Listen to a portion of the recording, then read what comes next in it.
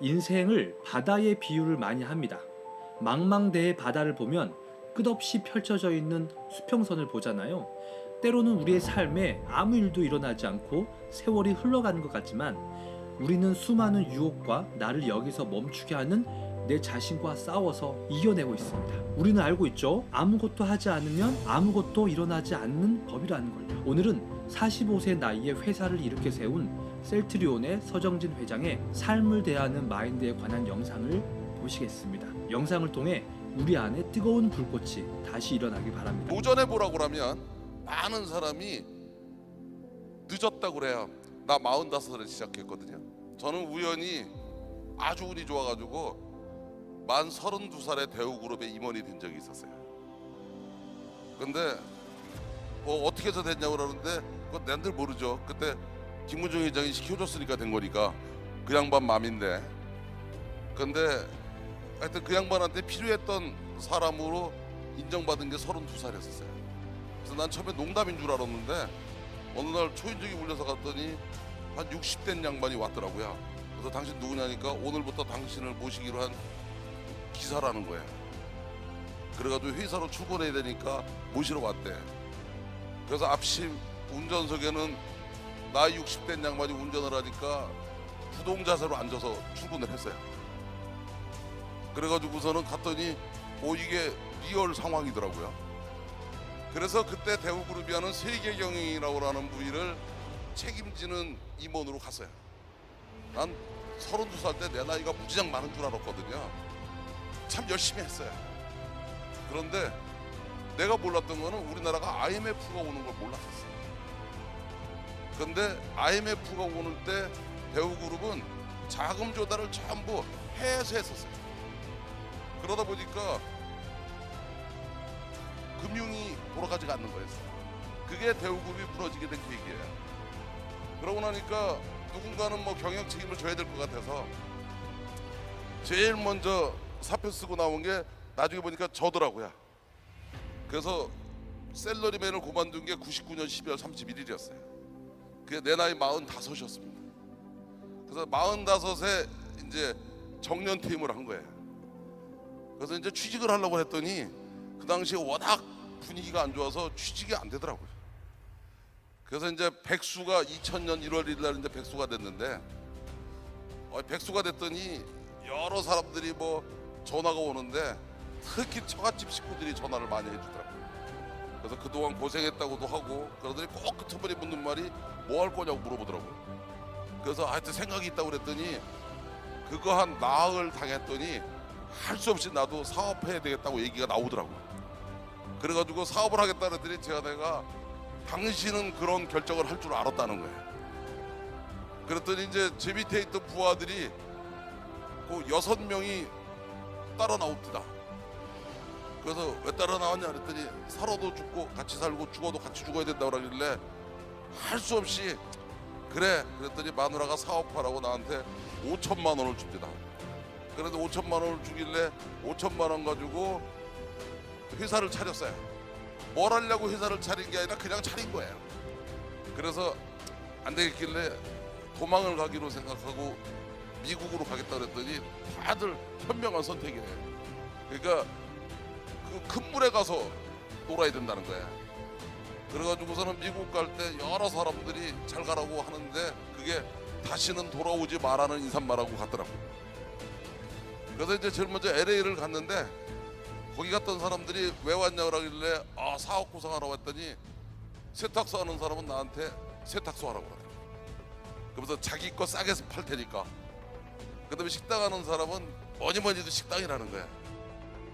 그래가지고 거기 더 있다가는 안 되겠길래 도망을 간 게 샌프란시스코야.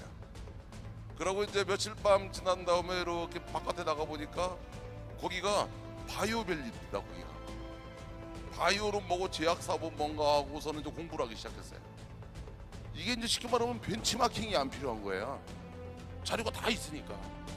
그래서 한 개씩 자료를 모으기 시작했어요. 근데 뭐 모으다 보니까 한 3달쯤 지나니까 내 호텔 변원박에 전 세계 제약회사의 지도가 다 있더라고요. 그러고 나는 그 전까지는 약이라고는 아스피린밖에 몰랐었어요. 인류가 인류가 태어나서 지금까지 개발한 약의 종류는 400개 미만입니다. 기본 물질. 그러면 이 약의 원리가 뭔지, 임상해 보니까 부작용이 뭔지, 효능이 뭔지를 한 물질 가지고 반나절 이상 할 게 없어요. 내가 왜 서두에 이런 얘기를 하냐? 뒤에 할 얘기 중에 하나를 얘기할게요. 도전해 보라고 하면 많은 사람이 늦었다고 그래요. 나 45살에 시작했거든요. 그 다음에 돈 없다고 그래요. 5천만 원 가지고 시작했어요. 그 다음에 그쪽 분야의 전문가가 아니라고 그래요. 나는 생명공학과, 약학과, 의학을 다 독학한 사람이에요. 그런데 그런 거는 전부 핑계일 뿐이에요. 그게 절실하면 하게 돼 있어요. 그래서 이게 왜 시간이 오래 걸리냐, 공부하는데 돈 내고 학교 다녀서 그래요. 그런데 돈 쓰면서 공부하면 금방 해요. 나 2000년에 5천만 원 가지고 사업 시작했어요. 근데 내가 해보니까 5천만 원 가지고 전 세계 천등 안에 들어가는데 11년 걸리더라고. 그럼 어떻게 보면 여기 있는 모든 사람들은 다 나보다 나으면 나었지 나쁠 게 없을 것 같아요. 내가 오늘 해주고 싶은 얘기의 키포인트가 바로 이 얘기예요. 쉽게 말하면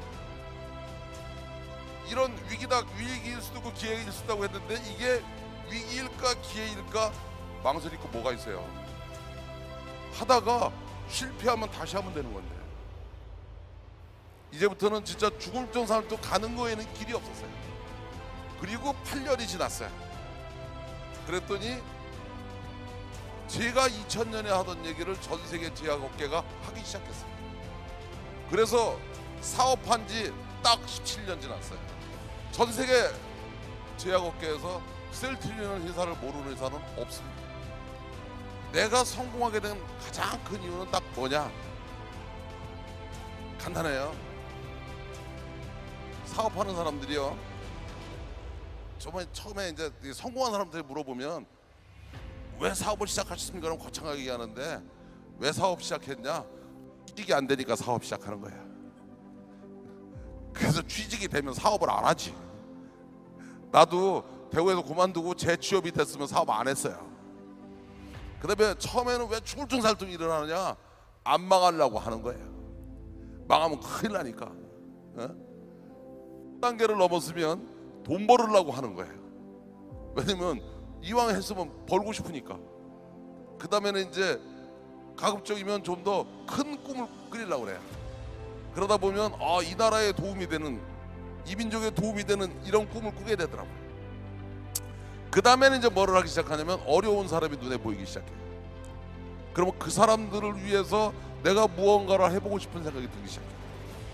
그래서 제일 듣기 싫은 말이 뭐 수저 타령하는 거예요. 흙수저니 나무수저니, 뭐 또 인터넷에 보니까 정의가 있더구만. 흙수저의 정의, 나무수저의 정의. 저희 아버님은 그냥 조그만 장사하셨어요. 연탄 가게 하셨어요. 그래서 전 중학교 다닐 때 집에서 집에 학교 오면 그 연탄 집게에다 연탄 들고 연탄을 배달했어요. 그래서 아버님, 어머님, 저 동생들 다 연탄 배달했었어요. 그것도 기자촌이라는 동네에서. 그 산비탈 동네입니다. 그래서 뭔 수저인지는 모르겠어요. 나 대학교 다닐 때 그때는 가정교사를 못하게 해가지고 택시기사를 알바를 했었어요. 그래서 그때 한시택시라는 게 있었는데 24시간 택시 몰고 24시간 학교 다녔어요. 그래도 대학교 졸업할 때 4.3 만점에 4.18로 졸업했어요. 그래서 저는 대학을 4년을 졸업하지 않았어요.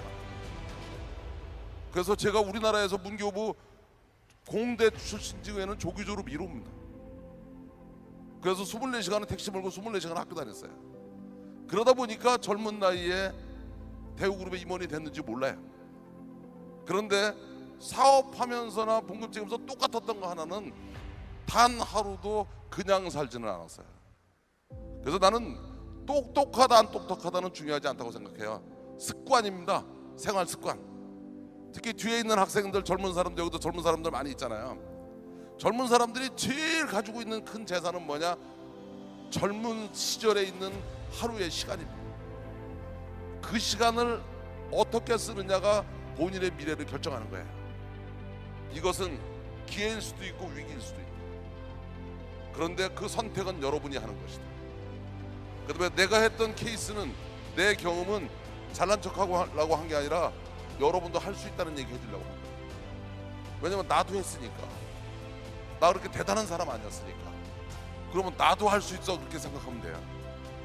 여러분이 성공하고 싶은데 돈은 많으면 좀 쉬울 뿐이지 돈이 없어서 못하는 거 아니에요.